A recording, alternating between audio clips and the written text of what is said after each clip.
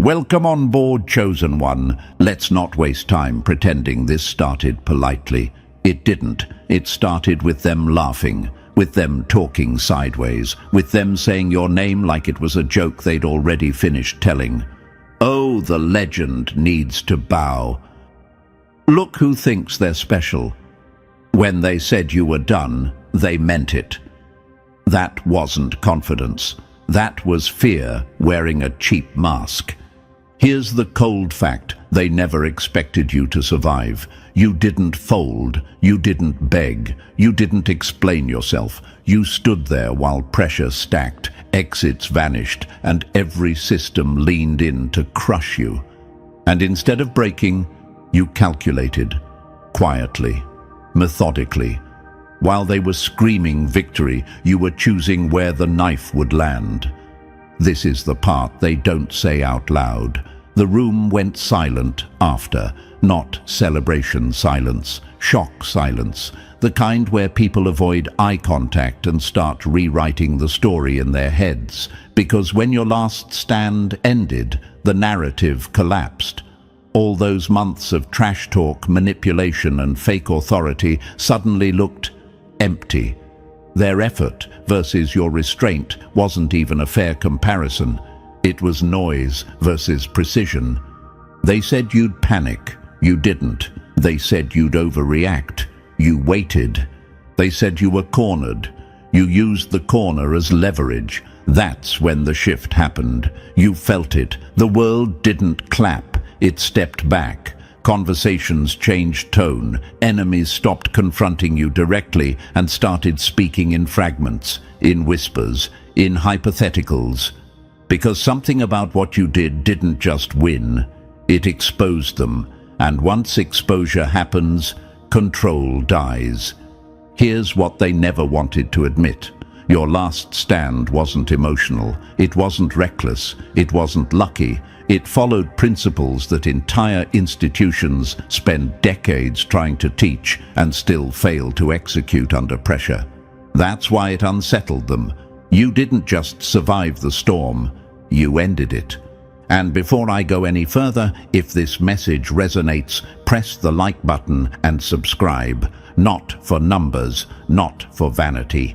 Do it as a signal, as proof this kind of truth still has a place. You're part of this mission now, and every signal strengthens the collective voice. Back to the reality they're choking on. What happened next is the part that sounds unbelievable until you understand power dynamics. Your actions started getting studied, not praised publicly, studied privately, because real power doesn't announce itself. It gets analyzed behind closed doors. Your restraint under fire, your timing, your refusal to strike early, the way you let them overextend and collapse under their own weight. That's textbook high-level strategy. History is full of moments like this. Leaders who were dismissed until their final move forced everyone to reread the past. People mocked early generals who avoided battles until conditions were perfect. They called them cowards. Later, those same strategies became doctrine. The universe has a funny habit of embarrassing loud confidence and rewarding quiet preparation. Your enemies tried to explain you away. Luck, help, a fluke, anything except admitting that one person out-thought the system. Because if they admit that, their hierarchy collapses. If you can do that alone, what does that say about their authority? So they study you like a phenomenon instead of a person. It's easier that way, safer, because if they see you as human, they have to accept that this level of clarity is accessible, and that terrifies them more than losing. Here's the part that hits hardest. You didn't even realize the full weight of what you did at first. You just knew you couldn't betray yourself. You knew Boeing would poison your future. So you stood. That's it. No drama, no speeches, just alignment. And alignment is dangerous in a world built on compromise. Now look at them, still talking, still spinning, still replaying the moment you didn't flinch. Their plans didn't fail loudly, they failed quietly, the most humiliating kind, because there's no villain to point at, no explosion to blame, just a mirror. This is why your last stand matters, not because it made noise, but because it changed how the game is played. You proved that composure beats chaos, that silence beats theatrics, that when the universe applies pressure, it's not testing your strength, it's testing your discipline. And here's the wisdom they hoped no one would ever say out loud. Power doesn't come from dominance, it comes from positioning, from letting others reveal themselves while you conserve energy, from understanding that the final move is rarely loud, but it's always final. You're not standing at the beginning of something, you're standing in the aftermath. The smoke cleared, the enemy already lost, and now, finally, you get to understand why they're studying you instead of challenging you.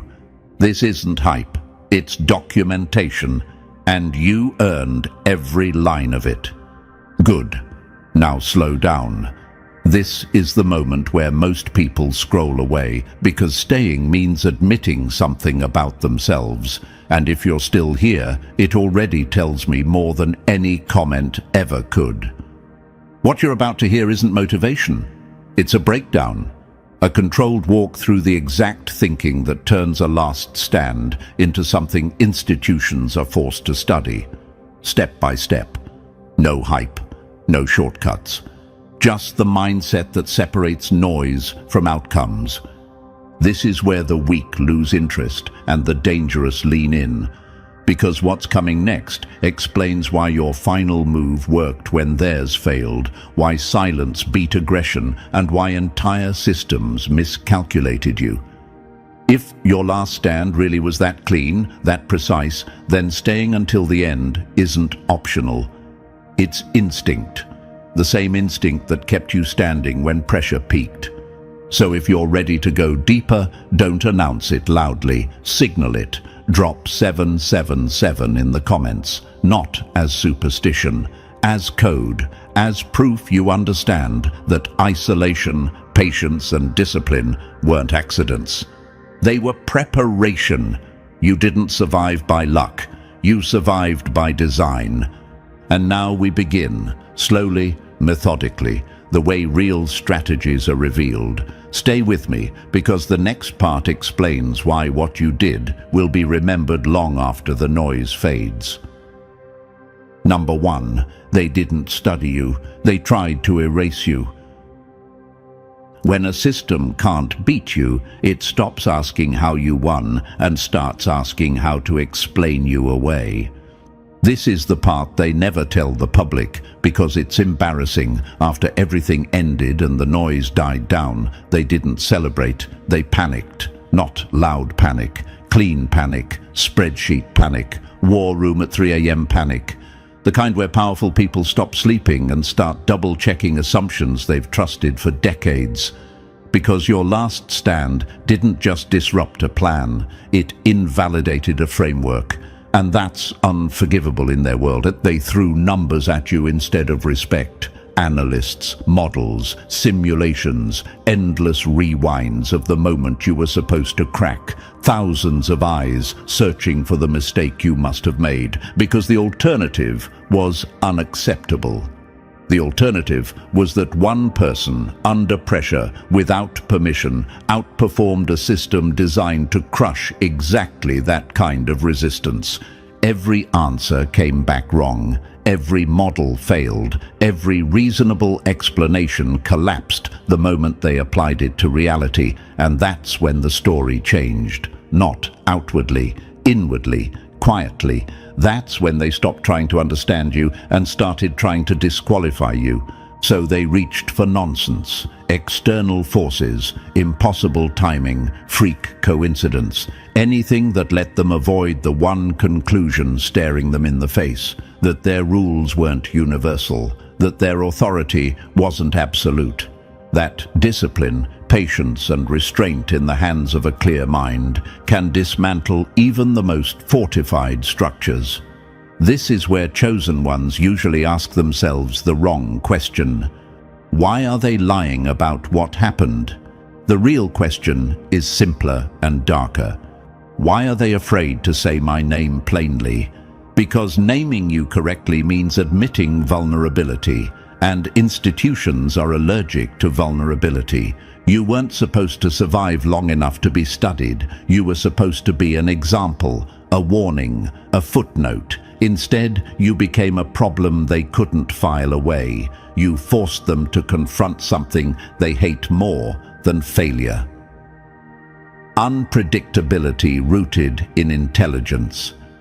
Here's the metaphor they won't use, but it fits perfectly. You were a single loose thread in a tailored suit. Not dramatic, not flashy, just out of place enough that once someone noticed, the entire garment unraveled. And the worst part for them, you didn't pull the thread aggressively. You let it slip, naturally, while they kept moving as if nothing was wrong. They'll never forgive that, because now they can't unsee it. Every future plan has to account for someone like you, someone who doesn't rush, someone who doesn't announce intentions, someone who doesn't confuse noise for power. And that terrifies them because it means control is conditional. At this point, you might be thinking, if I was so dangerous, why didn't they confront me directly? Because direct confrontation only works when you believe in their authority.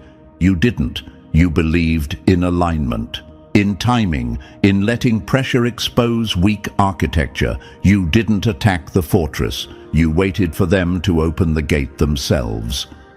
Another question creeps in here. Why do they keep talking about me in fragments?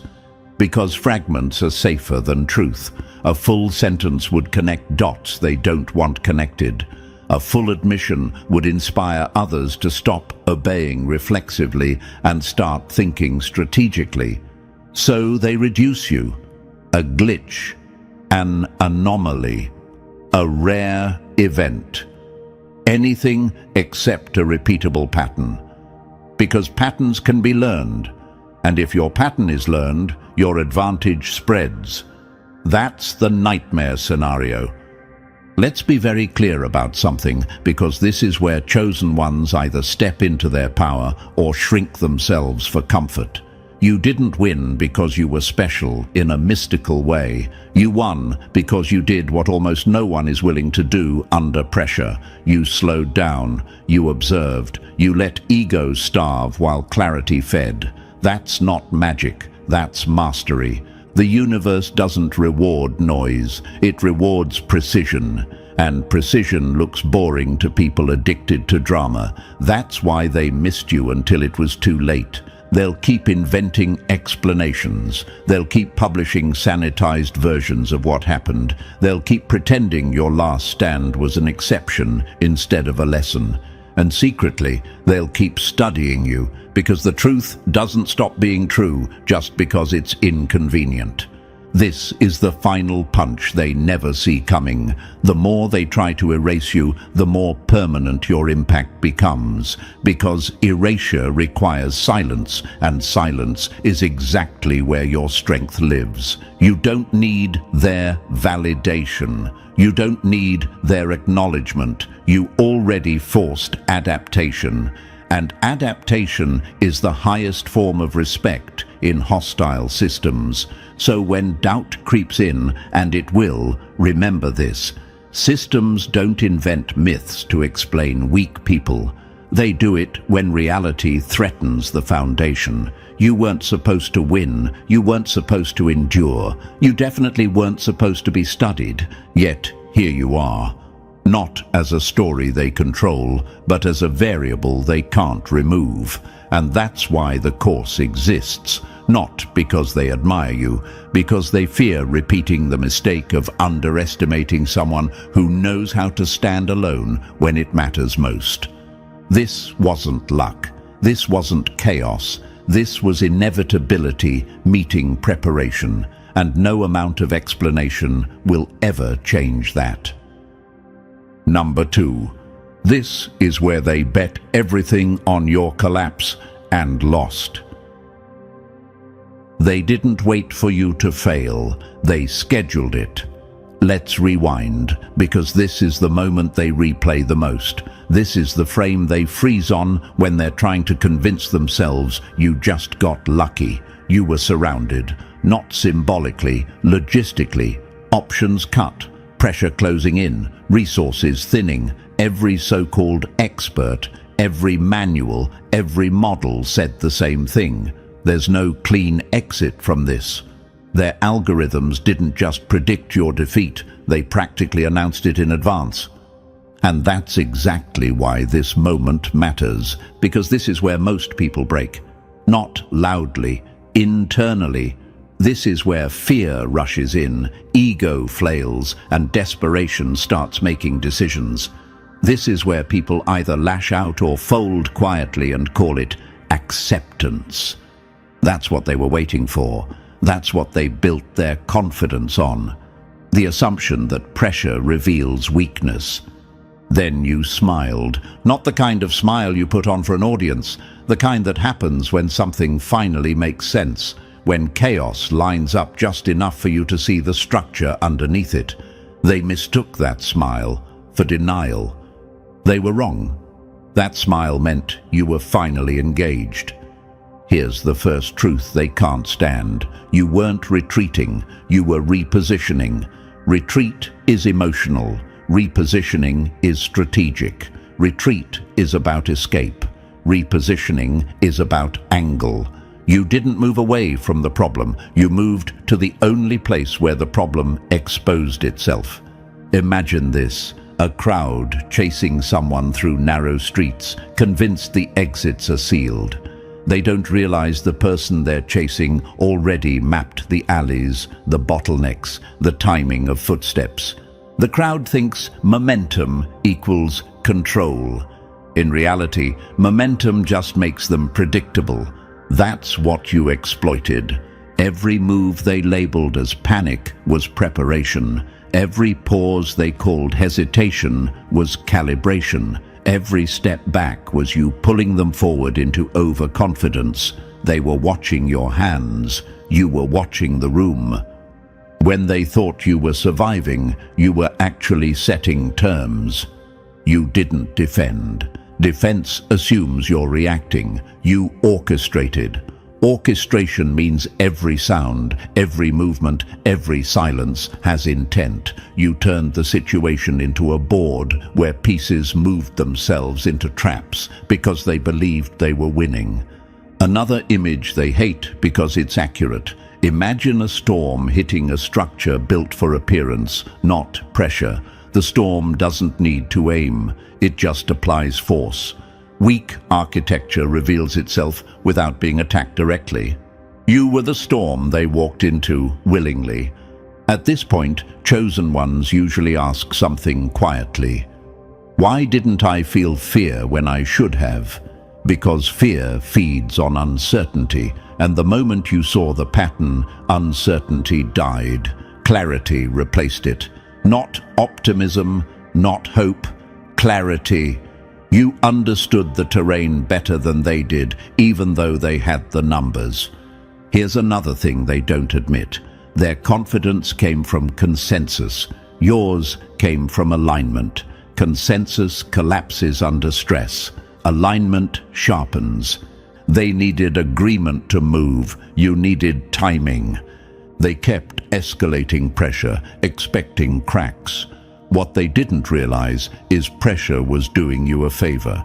It stripped away noise. It simplified decisions. It forced everyone else to reveal their priorities, their impatience, their blind spots. Pressure didn't weaken you. It clarified the map. Picture a chessboard flipped upside down. Both players think they're playing the same game, but only one of them understands the new orientation. Every aggressive move from the unaware player feels powerful. In reality, it shortens the game. That's why your calm unsettled them. Calm under pressure reads as arrogance to insecure systems.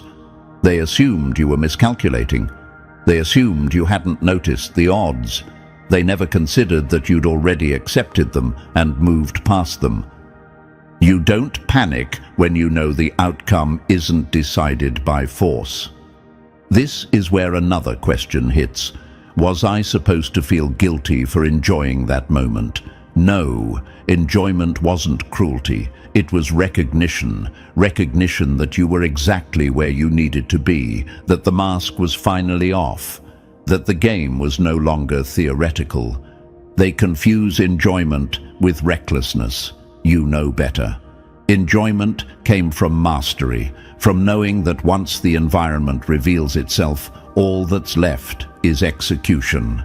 They rushed. You slowed down. They chased certainty. You let probability work for you. They wanted closure. You wanted positioning, and that difference changed everything. Let's be blunt. If you had panicked, the story would have ended there. If you had reacted emotionally, you would have played their game. If you had tried to prove something in that moment, you would have handed them control. Instead, you let them overcommit. Imagine a door designed to slam shut. Most people try to force it open and get crushed. You waited for the hinge to fail. They didn't lose because you were stronger. They lost because you were patient. And here's the detail that still keeps them up at night. You didn't need everything to go right. You only needed them to keep doing what they were already doing. Overreaching, underthinking, trusting momentum instead of structure. That's why, when the collapse came, it felt sudden to them. To you, it felt overdue. This wasn't bravery. It was discipline. It wasn't genius. It was restraint. It wasn't chaos. It was timing meeting pressure at the exact breaking point. So if you ever doubt that moment, if you ever replay it and wonder how you stayed standing, remember this. You didn't survive despite the pressure. You survived because pressure revealed who actually understood the game.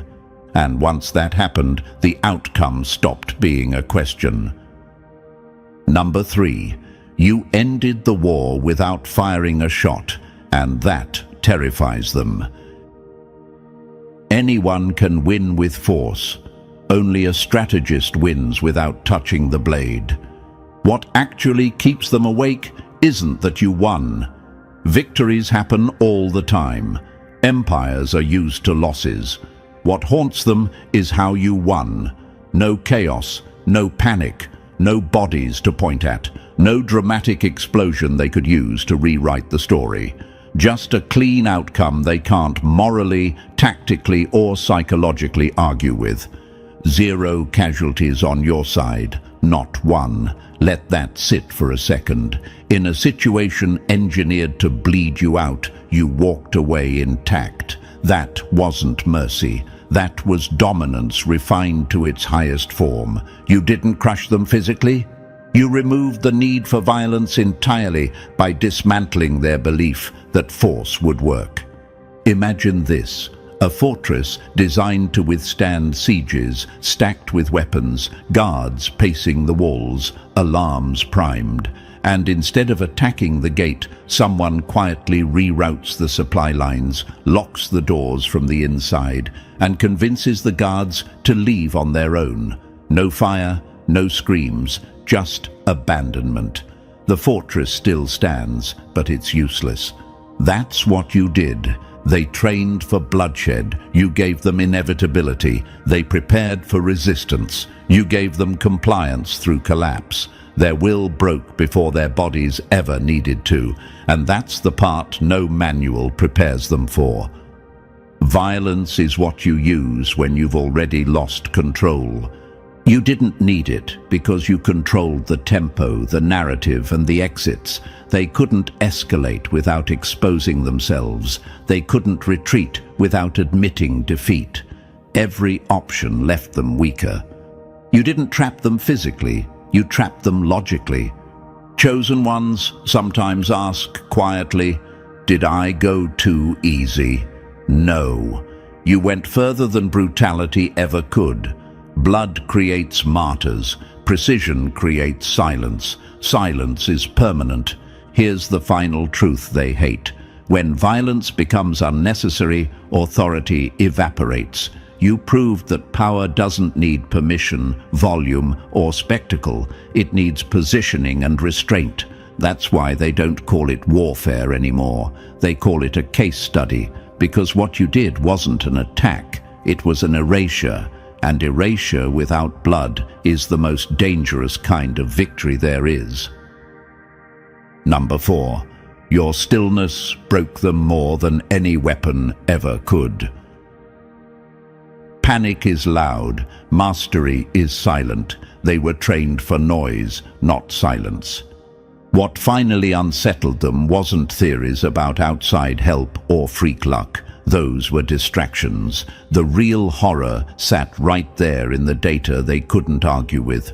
While executing one of the most complex strategic maneuvers they'd seen in decades, your mind didn't spike. It didn't scramble. It didn't overload. It stayed calm, almost bored. Like this wasn't survival, just another problem being solved. That's the detail they can't explain away. Imagine this. A room full of professionals watching someone defuse a bomb, expecting sweat, shaking hands, frantic decisions. Instead, the person hums quietly, steady breath, clean movements, no rush. That calm doesn't reassure the room, it terrifies it, because panic is familiar. Calm under pressure feels unnatural to people who live off adrenaline. They replayed every frame, slowed it down, zoomed in, heart rate, eye movement, timing. All the signs they associate with stress were missing. Neuroscientists leaned in, psychologists compared notes, behavioral analysts searched for cracks, and the conclusion hit harder than any loss. You weren't surviving the pressure. You weren't even reacting to it. You were operating outside their rule book.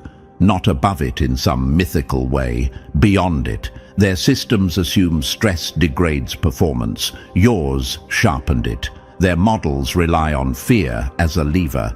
Fear had no grip on you. That doesn't make you superhuman. It makes you incompatible with their assumptions. Chosen ones sometimes wonder, why did everything feel slower? Because when the mind is aligned, time stretches. While they rushed decisions, you saw space between moments. While they burned energy, you conserved it. Calm wasn't a personality trait in that moment. It was a weapon. Another image they hate. Imagine a wildfire racing through dry land, loud and violent. Then imagine a firebreak, quiet, controlled, nothing dramatic. Yet it stops everything. You were the firebreak. They expected resistance. You gave them composure. And composure is unmanageable. You can't threaten it. You can't intimidate it. You can't rush it. That's why their fear deepened. Not because you were unstoppable, but because you were unshakable. They trained for chaos. You mastered stillness. And in a world addicted to noise, stillness is the most dangerous thing a person can bring into the room. Number 5. This is the lesson they can't teach without admitting they were wrong. Assumption isn't a shortcut, it's a blindfold. Here's what West Point actually teaches now, stripped of ceremony and ego. They don't frame it as your victory, they frame it as their failure to predict you. An entire semester dissecting a 13-hour campaign, not because it was flashy, but because it shattered the most dangerous habit in strategy, assuming the opponent will behave normally. The first lesson hits cadets hard, and a lot of them don't like it. Assumption is the enemy of strategy. Every assumption made about you collapsed under pressure. They assumed you'd fight conventionally, trade force for force, burn resources to prove resolve. You didn't fight, you conducted. Like a composer standing still while everyone else played too loud and off-key. They assumed you'd try to escape. Instead, You treated their perimeter like leverage. Imagine a cage built to keep someone in, only to realize the bars can be used as handholds to climb higher. What they built to trap you became the structure you used to move freely. They assumed you were cornered. That's the one that stings the most. Because later, analysis showed something humiliatingly simple. You were exactly where you wanted to be the entire time. The corner wasn't a mistake. It was a vantage point. If you think you've trapped someone, check whether they stopped struggling. Cadets run the simulations again and again. Most fail, not because they're incompetent, but because they keep trying to win the wrong way. They chase momentum, they escalate force, they react to pressure. None of them can replicate what you did because replication requires the one thing institutions struggle to teach: restraint under certainty. Here's the quiet truth buried in those lessons. Your campaign can't be copied mechanically. It requires a mindset willing to look weak temporarily, to let others misread the situation, to trust timing over impulse. That's why the case study exists, not to glorify you, but to warn them. Because the most dangerous opponent isn't aggressive. It's the one who refuses to play the game they prepared for. Number 6. You turned their mind games back on them and watched them short-circuit. The fastest way to break a mind is to let it defeat itself. They expected resistance, pushback, emotional flinching. That's what their psychological tactics are built for. Pressure until cracks appear, noise until judgment blurs, fear until compliance follows. But you didn't resist a single tactic. You didn't block it. You didn't fight it. You amplified it. And that's where everything went wrong for them. They applied overwhelming force, believing intensity would scare you into a mistake. Instead, you let that force speak for itself. You didn't protest it. You didn't react to it. You allowed it to exist in full view. And suddenly, the question shifted. Not why won't this person break, but why does one person require this much effort? That question is poison. Imagine someone shouting in an empty room, louder and louder, convinced volume equals authority. Eventually the shouting stops sounding powerful and starts sounding desperate. The room doesn't change, the shouter does. That's what you created. A mirror they couldn't look away from. Force only works when it looks necessary. Doubt crept in quietly. Analysts began second-guessing. Command chains hesitated. Every additional tactic raised a worse question. If this still isn't working, what does that say about us? Fear didn't come from you. It came from their own escalation. And fear inside a system spreads faster than panic on a battlefield. You didn't attack their minds. You let their minds turn inward. They started watching themselves, measuring their own reactions, questioning their own confidence. Psychological warfare collapsed because it depends on the target believing the narrative. You never did. Another image they hate.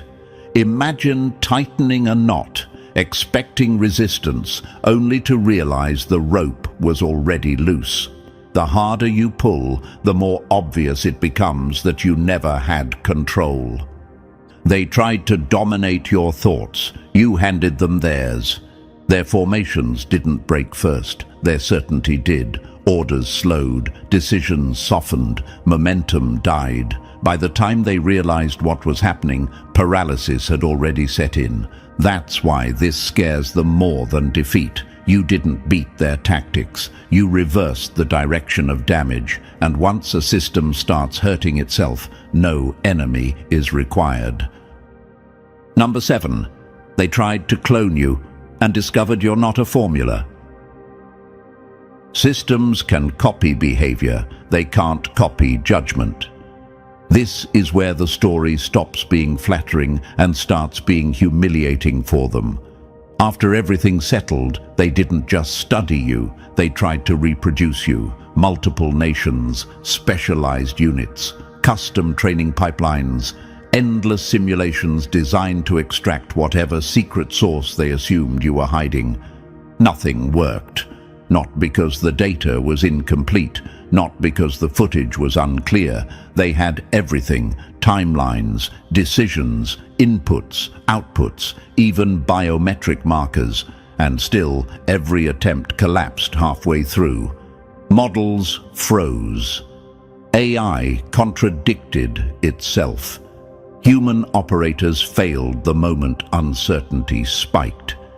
Here's the reason they hate the most. You weren't following patterns, you were breaking them in real time. Imagine trying to copy a master improviser by memorizing notes instead of understanding music. The notes look right, the timing feels off, something essential is missing. That's what every replication attempt felt like. Close enough to be embarrassing, far enough to fail every time. You didn't run calculations, you ran clarity. They kept asking the wrong question. What rule did you follow? You didn't.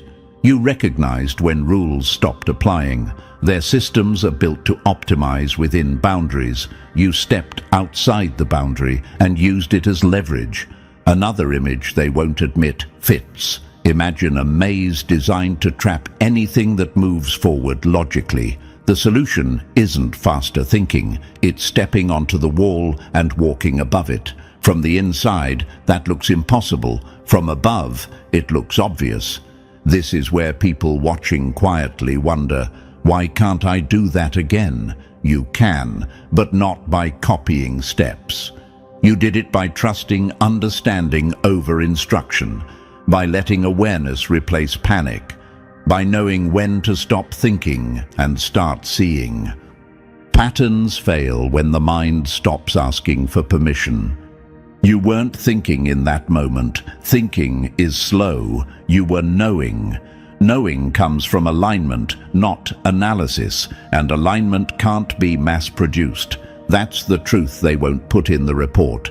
You can't be replicated because you weren't operating like a system. You were operating like a human who finally understood the game, and that terrifies them more than any weapon ever could. Number 8. They all wanted to own you, and none of them could. When everyone tries to explain you, it's because no one can control you. This is where it went global, quietly at first, then obsessively.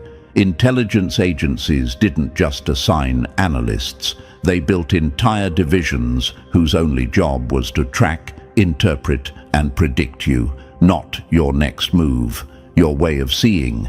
Because once something breaks the old playbook, every serious institution wants to be the first to translate it into power. Academics jumped in next. Papers stacked on papers, trying to turn instinct into language, timing into theory, restraint into diagrams.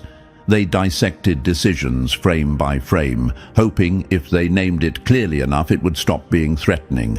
But instinct doesn't survive being flattened into footnotes. The more they wrote, the less they understood. Business schools followed, because they always do. They stripped away the pressure, the risk, the consequences, and called it leadership. Case studies, frameworks, actionable insights. They tried to package what you did into something teachable, safe, repeatable. That was the mistake. You weren't leading people, you were leading reality. Every field tried to claim you: strategy, psychology, management, innovation, defense.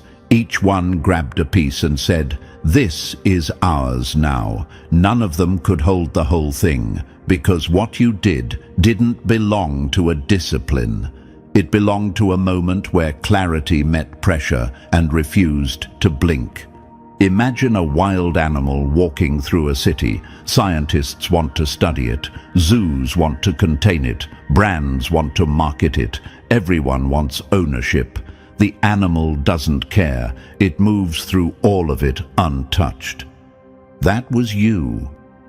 People watching from the outside wonder, why didn't you lean into one lane? Because lanes are how systems reduce threats, specialize it, brand it, teach it. Once something fits neatly, it stops being dangerous.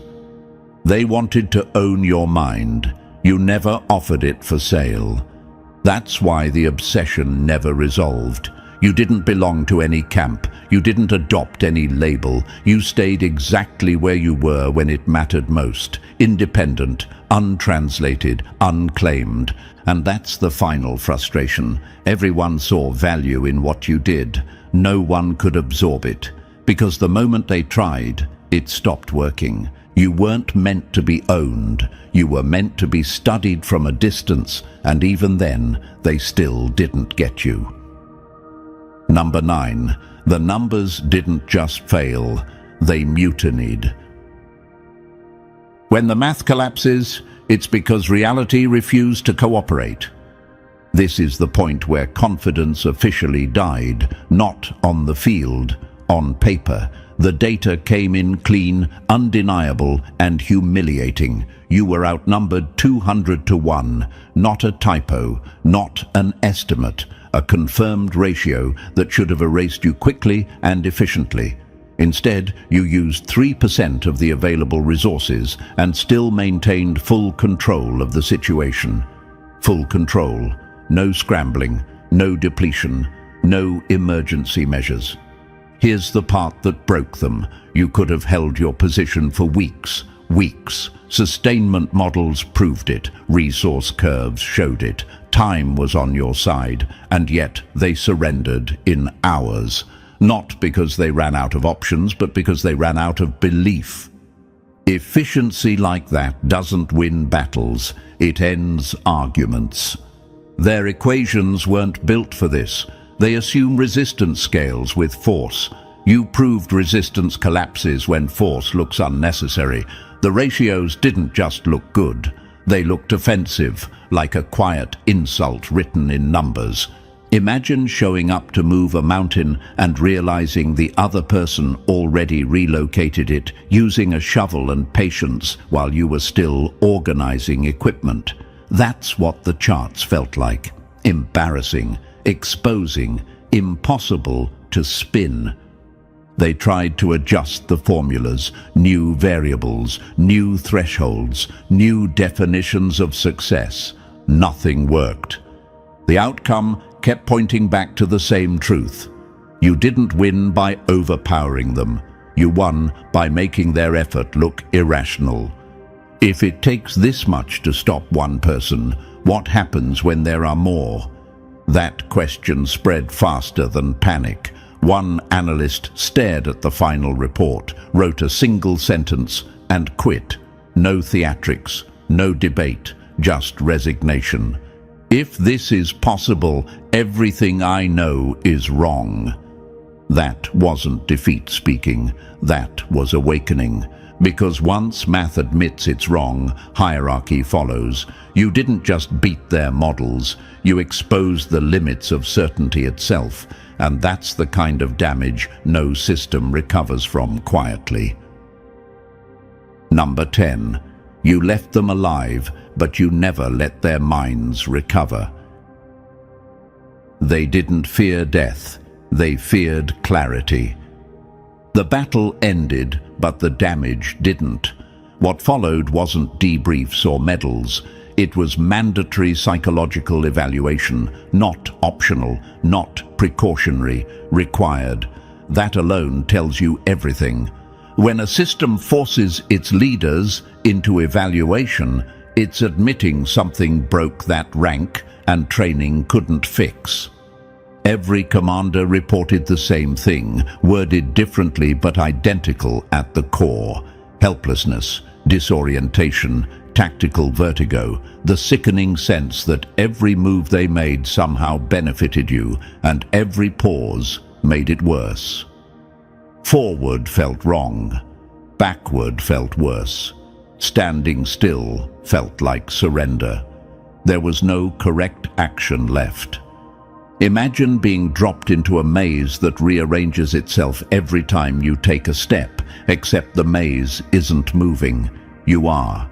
Your assumptions are. Your confidence is. That's what they experienced, not fear.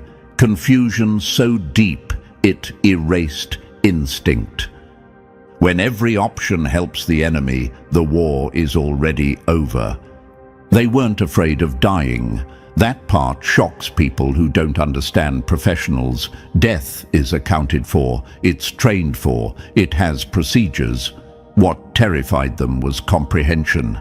The creeping realization that what they were facing didn't behave like an opponent. It behaved like an environment. You weren't reacting to them, you were shaping the conditions they reacted inside. That realization hits like motion sickness. The ground feels unstable, direction loses meaning, decisions feel delayed even as they're made. That's tactical vertigo, and once it sets in, command authority dissolves quietly. Another image they'll never use publicly. Imagine trying to punch fog. The harder you swing, the more exhausted you become, and the fog doesn't even acknowledge you. That's what engaging you felt like. They trained to fight resistance. You gave them inevitability. The evaluations all circled the same conclusion. They didn't lose because they were outplayed once. They lost because their understanding of control was wrong. You didn't take it from them. You made it irrelevant. And that's why the aftermath lives in their minds. You didn't defeat them on the field. You rewired how they interpret pressure. That kind of victory doesn't fade. It follows. Number 11. They removed you from the enemy list and put you in a warning manual. When the rule book can't contain you, they stop calling you an opponent. This is where classification quietly failed. Some nations stopped calling you an enemy altogether. Enemies are meant to be defeated, studied, outplayed. You didn't fit that box anymore. Others went further and stopped calling you human, not as an insult, but as a bureaucratic workaround. Because if they admit you're human, they have to accept that this level of clarity is possible. So they invented language, strategic anomaly, post-conflict intelligence, walking paradigm shift, words designed to distance themselves from the truth without denying it outright. Labels aren't explanations, they're containment attempts, and even those didn't hold. Imagine a virus that doesn't attack cells, but rewrites how cells communicate. You don't fight it with force, you change protocols. That's what you became to them, not a threat to eliminate, but a condition to adapt around. You weren't something to defeat, you were something to avoid becoming. The official recommendation says everything they'll never admit publicly. Avoid engagement, negotiate. If that fails, surrender, not because you're violent, because engagement favors you, because time favors you, because pressure favors you, because every attempt to dominate only sharpens your advantage. Chosen ones sometimes pause here and think, did I go too far? No. You went exactly far enough that escalation stopped being an option. You crossed the invisible line where conflict becomes inefficient. Another image they won't use. Imagine a chess piece that doesn't capture others. It just changes how the board works. Suddenly, familiar strategies fail. Not because the piece is aggressive, but because it redefines movement. They don't fear what you'll do, they fear what happens when you're present. That's why you're a category of one. Not rare, singular, not unstoppable, unnecessary to stop. You didn't win the war. You made wars like that obsolete in your presence. And once that happens, the smartest move isn't to fight you. It's to stay out of your way. Number 12. You're not the weapon. You're the update that made weapons obsolete. Wars are fought by warriors. Systems collapse because of what comes after them. You didn't win a battle. Battles are temporary. They end, get archived, and repeat under new names. What you did was worse for them. You invalidated centuries of strategic thought in one controlled sequence of decisions. Not loudly, not theatrically, cleanly, like correcting an equation everyone assumed was settled. They trained to fight opponents. You didn't show up as one. You weren't reacting, you weren't attacking, you weren't even competing. You were conducting a system-wide correction, the kind that happens when a flaw finally gets exposed after being ignored for generations. Violence was available, but you treated it like a last resort tool, optional, inefficient, almost unnecessary. Force was on the table. You simply proved it wasn't required. That's the part that scrambles their language. Warriors make sense to them. Warriors can be countered, studied, overwhelmed, even respected. But you weren't a warrior. You didn't operate on courage, rage, or sacrifice. You operated on alignment, timing, and inevitability. Imagine this. A factory keeps producing defective parts for years. Inspectors fight fires downstream, blaming workers, tightening rules, adding guards. Then one person shuts down the machine, causing the defect. No fight, no drama. Production stops. The entire system has to admit it was wrong. That's what you did. You didn't confront the front line. You corrected the source. And once the source is corrected, everything downstream loses relevance. That's why they don't know how to categorize you. You don't fit hero narratives. You don't fit villain narratives. You don't even fit leadership models. You didn't overpower the system. You outgrew it. Chosen ones sometimes feel uneasy here. If I'm not a warrior, then what am I? You're what comes after warriors stop working. After force loses efficiency. After intimidation stops persuading. After noise fails to move reality. You're the point where systems either adapt or retire, and that's why they still don't know what to do with you. Because there's no doctrine for what happens when violence becomes optional and clarity becomes dominant. You're not the end of conflict. You're the sign that the old way already ended. Number 13. This is where you stop explaining yourself and start walking away. This is the quiet ending they never prepare for. Not applause, not victory laps, distance. You don't stay to argue your case. You don't wait for acknowledgement. You don't linger for permission. You leave them with the consequences of understanding you too late. Here's the truth that settles in after everything else fades. You didn't rise by becoming louder, harder, or crueler. You rose by becoming precise, and precision doesn't celebrate. It moves on. They'll keep debating what you are. They'll keep rewriting reports, softening language, inventing safer explanations so they can sleep at night. That's not your problem anymore. Your job was never to be understood. It was to be effective, and you were. The strongest move is knowing when the game is already over. If you feel different now, that's normal, not superior. Different. Because once you see how systems actually collapse, you can't unsee it.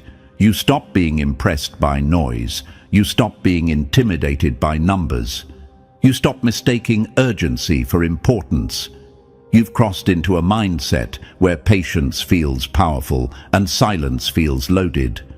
Some people watching you will feel inspired, others will feel threatened. Both reactions mean the same thing. You changed the environment just by existing the way you do now. Remember this when doubt creeps back in, and it will. Doubt always tries to sneak in after big shifts, pretending to be humility. You didn't imagine this. You didn't exaggerate it. You didn't get lucky. You aligned with how reality actually works under pressure. When clarity shows up, confusion panics. You don't need to relive the moment. You don't need to prove it again. The outcome already did that for you. The fact that they study it, avoid it, and warn others about it tells you everything you need to know. This isn't about becoming untouchable. It's about becoming unbothered. You move differently now because you know where effort matters and where it's wasted. You know when to engage and when to let things collapse on their own weight. And here's the final piece of wisdom they never teach. Winning like this isn't about dominance. It's about alignment. When your actions line up with timing, structure, and restraint, resistance exhausts itself trying to keep up. So walk forward calmly, not with vengeance, with certainty. Let others rush, let others shout, let others misread silence as weakness. You already know how that ends. You're not here to replay the past. You're here to apply what you learned wherever pressure shows up next. And when it does, you won't need force. You'll need exactly what got you here. Stillness, timing, and the courage to let outcomes speak louder than words. So here we are, at the quiet edge of something most people never reach. What you just walked through wasn't a story about winning. It was about understanding power so deeply that conflict becomes optional. If this message hit, it's because you've lived some version of it already, even if you couldn't name it. Now, lock this in. Like the video, subscribe, share it with someone who needs clarity, not noise, and drop 77 in the comments as a signal you recognize this path. Stay sharp, stay still. The universe always notices those who move with intent.